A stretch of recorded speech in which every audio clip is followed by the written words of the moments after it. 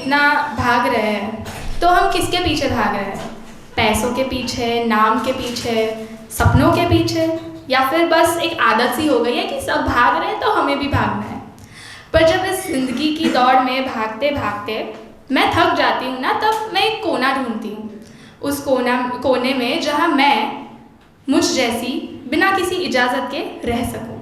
और उस कोने में अक्सर मुझे सुनाई देती है मेरे स्कूल की वो घंटी, जो मुझे एहसास दिलाती है कि हर एक दिन नई शुरुआत करना है। जब हम स्कूल से घर आते थे तो मम्मी को स्कूल के किस्से सुनाने के लिए ना वक्त कम पड़ जाता था।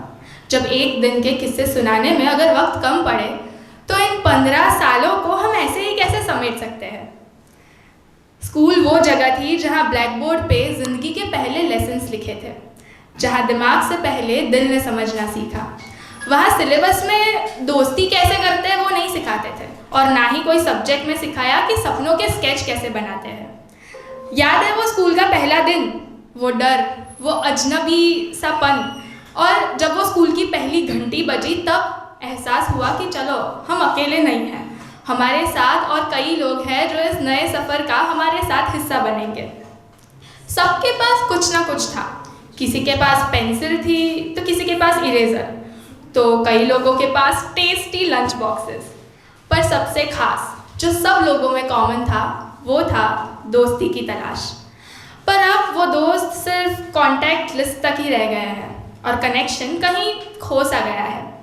तो उन दोस्तों के लिए मैंने कुछ लाइंस लिखी थी, तो इरशाद तो आप कर ही सकते हो, तो इरशाद हो जाए। आज भी हमारी हंसी की गूंज मेरे कानों में गूंजती है। आज भी हमारी हंसी की वो गूंज मेरे कानों में गूंजती है। जब लोगों से भरे कमरे में मुझे बेचैनी हो तो ये कमबख्त आंखें उन स्कूल के दोस्तों को ही ढूंढती रहती है। दोस्तों के साथ कभी बिना फिल्टर्स की थी यारी, और आज ये इंटरनेट की दुनिया उस सच्ची यारी पर पड़ गई है भारी। अब तो वो दोस्त भी पासवर्ड प्रोटेक्टेड हो गए हैं जो एक ज़माने में हमारे दिल के बहुत करीब थे, वो भी बिना किसी पासवर्ड के। बाकी वो स्कूल की असेंबली तो याद ही होगी जहाँ पे हम प्रतिज्ञा लेते थे कि all Indians are my brothers and sisters except one, बोलना वॉज मैंडेटरी।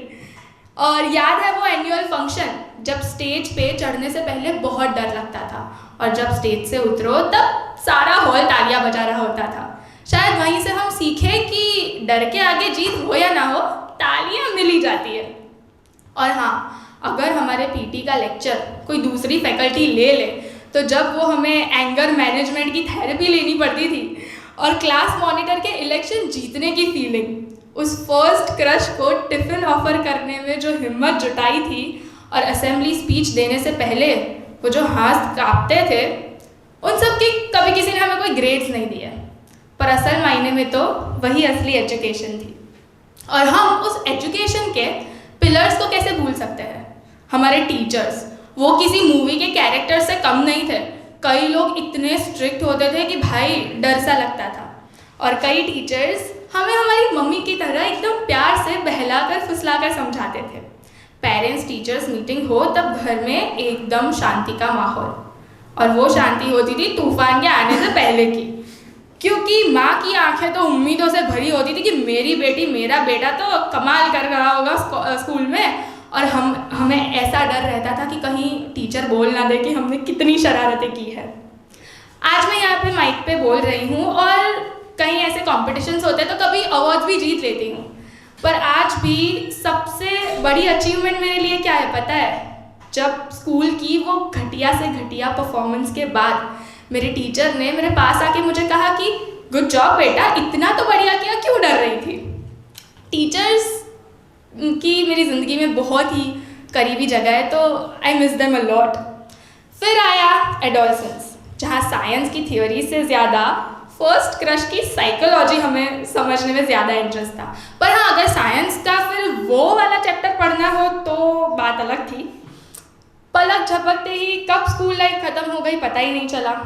और वो फेयरवेल, जिस दिन सारे दोस्त एक ही छत के नीचे आखिरी बार के लिए साथ थे। स्कूल के वो दिन जब असल टेंशन ये थी कि कल मैथ्स का टेस्ट है, और अब ज़िंदगी के हर मोड़ पर एक नई टेस्ट हमारा इंतज़ार कर रही होती है। पर यार एक बात तो पक्की है, स्कूल ने जो हमें सिखाया वो कोई डिग्री या कोई जॉब हमें नहीं सिखा सकती। पर अब स्कूल नहीं है, ना वो टाइम टेबल, ना वो डर, ना वो मस्ती। अब तो सिर्फ जूम मीटिंग्स है, डेडलाइंस है और इमोजीज से इमोशंस एक्सप्रेस कर लेते हैं।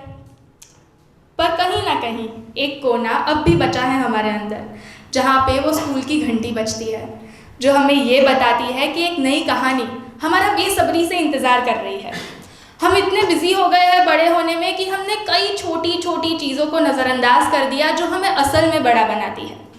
ज़िंदगी बहुत तेज़ है, पर स्कूल वो धीरे धीरे जीने का नाम था, जहाँ मिस्टेक्स अलाउड थी, सपने फ्री थे और दोस्ती without any terms and conditions थी। स्कूल के बारे में बोलने के लिए तो कुछ मिनटें क्या, दिन क्या, महीने भी कम पड़ जाए।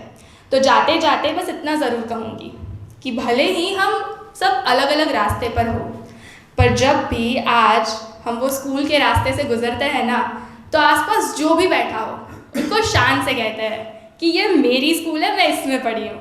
Thank you.